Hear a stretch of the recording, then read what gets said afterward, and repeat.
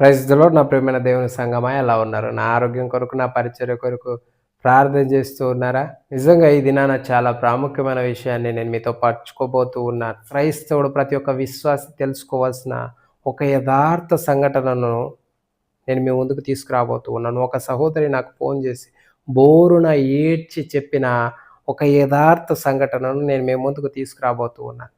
ఆ call recording గూడా నా దగ్గర ఉంది. కానీ, ఆ సహోదరి బాధపడతదని చెప్పి నేను ఆ కాల్ రికార్డింగ్ బయట పెట్టట్లేదు. కానీ, కేవలం ప్రతి ఒక్క క్రైస్తవుడు, ప్రతి ఒక్క విశ్వాసి ఈ విషయాన్ని తెలుసుకోవాలి. తెలుసుకొని జాగ్రత్త పడకపోతే మనం కూడా ఇలాంటి పరిస్థితి ఎదుర్కోవాల్సొస్తుంది. మన జీవితంలో కూడా ఎంత భయంకరమైన పరిస్థితులు ఎదుర్కొన్న తర్వాత, మోసపోయిన తర్వాత బాధపడితే దేవుని యొక్క వాక్యం ఏం చెబుతూ ఉంది అంటే, మోసపోకుడి, దేవుడు వెక్కిరింపబడడు అని చెప్పి దేవుని యొక్క వాక్యం చెబుతూ ఉంది. కాబట్టి మనం మోసపోకోకుండా పాము వలె వివేకులను, పావురం వలె నిష్కపటులనై ఉండాలి. మనము పాము వలె ఎలాగ వివేకవంతంగా నడుచుకోవాలో, ఆ విషయాన్ని ఈ వీడియో పూర్వకంగా ఒక సహోదరి తన జీవితంలో ఏ విధంగా మోసపోయి బాధపడుతూ వచ్చిందో, ఆ విషయాన్ని నేను మీ ముందుకు తీసుకురావాలనుకుంటూ ఉన్నాను. దయచేసి జాగ్రత్తగా ఈ వీడియో చివరి వరకు చూసే ప్రయత్నం చేయండి.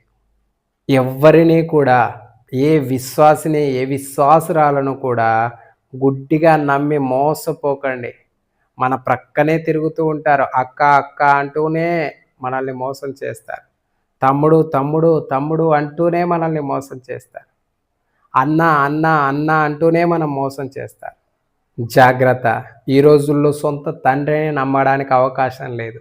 జాగ్రత్త. ఈ రోజుల్లో సొంత అన్ననే నమ్మడానికి అవకాశం లేదు. ఈ రోజుల్లో సొంత అక్కనే నమ్మడానికి అవకాశం లేదు. ఈ రోజుల్లో సొంత చెల్లిని నమ్మడానికి ఏమాత్రము అవకాశం లేదు నా ప్రియమైన దేవుని సంగమా. అయితే మొన్నటి దినాన నాకొక సహోదరి ఫోన్ చేస్తూ వచ్చింది. ఫోన్ చేసి ఆ సహోదరి బోరున ఏడుస్తూ ఉంది. "ఏమైంది సిస్టర్, ఎందుకు ఏడుస్తున్నారు?" అని నేను అడిగితే, ఆ సిస్టర్, "అన్నా, నేనొక సహోదరికి సువార్త చెప్పానన్నా. ఆమె పెళ్లి కాలేదు. ఇంకొక పెళ్ళైన వ్యక్తితో అక్రమ సంబంధాన్ని పెట్టుకుంది. ఆ పెళ్ళైన వ్యక్తితో అక్రమ సంబంధాన్ని పెట్టుకొని ఒక కుమారుడిని కనింది. ఆ కుమారునికి 13 సంవత్సరాలన్నా. అయితే నేను ఆమెకు సువార్త చెప్పినప్పుడు, అమ్మ, మీరు చేసేది తప్పు. యేసుక్రీస్తు ప్రభువారిని నమ్ముకోండి. మీరు మీ పాపాన్ని విడిచిపెట్టి, నువ్వు చేసేది తప్పక్క. నువ్వు చేసే తప్పును విడిచిపెట్టి దేవుడిని నమ్ముకొని దేవుని దగ్గర పశ్చాత్తాపడితే దేవుడు నీ పాపాలు క్షమిస్తాడు. నీ జీవితాన్ని మారుస్తాడని చెప్పి నేను చెప్పినప్పుడు ఆమె సువార్తను అంగీకరించింది. చర్చికి వచ్చిందన్నా అని చెప్పింది. మంచిదే కదా సిస్టర్ అన్నా. ఇక్కడ తర్వాత అన్న, ఆమె మా ఇంటికొచ్చేది. మేము ఆమె ఇంటికి వెళ్ళేవాళ్ళము. చర్చికొచ్చేది.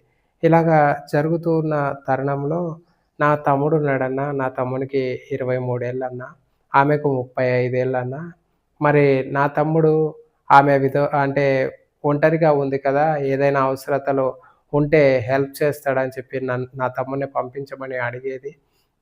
నేను నా తమ్ముడిని ఆమె అవసరతలు తీర్చడానికి ఏవైనా గ్రాసరీస్ గానీ, ఏమైనా కొనుక్కురావడానికి, లేదంటే దేనికైనా దేవుడిని నమ్ముకున్న బిడ్డ గదా! మంచిగా చర్చికొస్తుంది, మంచిగా మాట్లాడుతుంది అని చెప్పి నేను నా తమ్ముడిని పంపించేదాన్నన్నా. అయితే నా తమ్ముడిని పంపిస్తూ ఉన్న తరుణంలో ఆమె నా తమ్ముడిని లోబరుచుకొని నా తమ్ముడిని వివాహం చేసుకుందన్న. నా తమ్ముడికి చూస్తే 23 ఏళ్ళు, ఆమెకు చూస్తే 35 ఏళ్ళన్న. ఈ పరిస్థితి చూసిన తర్వాత నా తండ్రి దీని గురించి ఆలోచించి ఆయనకి ఆరోగ్యం పాడైపోయి చనిపోయాడన్నా అని చెప్పి ఆ సహోదరి బోరున ఏడుస్తూ వచ్చింది. ఇక తర్వాత ఆమె దగ్గరికి వెళ్ళి అడిగితే, "ఏందమ్మా ఇలా చేసావు?" అనంటే, ఇక ఆమె ఏం మాట్లాడట్లేదంట. వాళ్ళ తమ్ముడిని అడుగుతా ఉంటే, వాళ్ళ తమ్ముడు ఆమె మాయలో పడిపోయి ఇంటికి రావట్లేదంట. ఇలాగా ఆమె చెప్పి బోరున ఏడుస్తూ వచ్చింది. నిజంగా నా ప్రియమైన దేవుని సంగమా, మన పక్కనే ఉంటారు. మనల్ని అక్క, అక్క అంటూ పిలుస్తూ, మనల్ని తమ్ముడు, తమ్ముడు అంటూ పిలుస్తూ, మనల్ని చెల్లి, చెల్లి అని పిలుస్తూ, మనల్ని మన ప్రక్కనే ఉండి ఎంతో భయంకరంగా మోసం చేయడానికి సిద్ధంగా ఉంటారు నా ప్రియమైన దేవుని సంగమా. ఒక్కసారి ఆలోచించండి. జాగ్రత్తగా ఉండకపోతే, జాగ్రత్తగా ఉండకపోతే ఎంతో భయంకరమైన పరిస్థితుల్లోనికి వెళ్ళిపోతాం. ఇప్పుడు ఆ సహోదరి ఎందుకన్నా దేవుడు నేను దేవుని కొరకు ఎంతో నమ్మకంగా, నీతిగా, యథార్థంగా బ్రతుకుతూ ఉన్నాను. నా కుటుంబం, మా అమ్మ ఎంతో ఏడుస్తుంది. మా నాన్న చనిపోయాడన్న. నా పరిస్థితి ఏంటన్నా అని చెప్పి ఆ సిస్టర్ బోరున ఏడుస్తుంది. నేనేం పాపం చేశానన్న ఇంత భయంకరమైన పరిస్థితి నాకొచ్చింది. ఆమె మోసపోయింది. ఎంతో భయంకరంగా బాధపడుతూ వచ్చింది. ఈన ఈరోజు ఈ మాటలు వింటున్న నీ జీవితంలో కూడా ఇలాంటి మోసాలు ఖచ్చితంగా జరగడానికి అవకాశం లేదని చెప్పడానికి లేదు నా ప్రియమైన దేవుని సంగమా. కాబట్టి దయచేసి జాగ్రత్తగా ఉండండి. ఎవ్వరిని నమ్మొద్దండి. ఎవరిని గుడ్డిగా నమ్మి మోసపోతే దేవుని యొక్క వాక్యం ఏం చెబుతూ ఉంది అనంటే, మోసపోకుడి, దేవుడు వెక్కిరింపబడడు అని చెప్పి దేవుని యొక్క వాక్యం ఎంతో స్పష్టంగా చెబుతూ ఉంది. పాము వలె వివేకులను, పావురం వలె నిష్కపటులనై ఉండాలి అని చెప్పి చెప్తూ ఉంది దేవుని యొక్క వాక్యం. ఎలాంటి పరిస్థితి ఎక్కడ ఉంది అని చెప్పి మనం ఆలోచించాలి.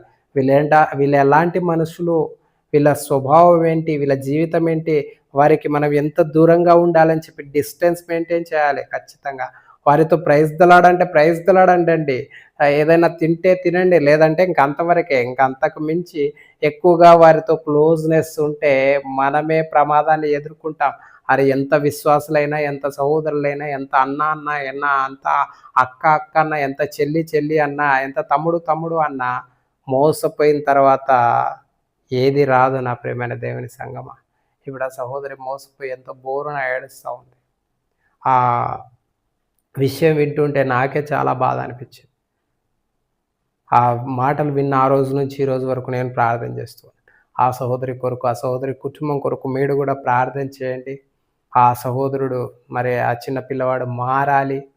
మారితే మంచిది అని చెప్పి దయచేసి మీ యొక్క అనుదిన ప్రార్థనలో కూడా జ్ఞాపకం చేసుకోండి. ఈ విషయాన్ని విన్న మీరు కూడా మీ యొక్క జీవితంలో ఎవరిని గుడ్డిగా నమ్మి మోసపోకోకుండా ఇక మీదటైనా జాగ్రత్త పడి మీ యొక్క జీవితంలో మోసానికి గురి కాకోకుండా మీ యొక్క జీవితాన్ని మీరు కాపాడుకునే వారిగా ఉండాలని చెప్పి ప్రభు పేరిట ప్రేమపూర్వకంగా మనవి చేస్తూ సెలవు తీసుకుంటూ ఉన్నాను. Praise the lord.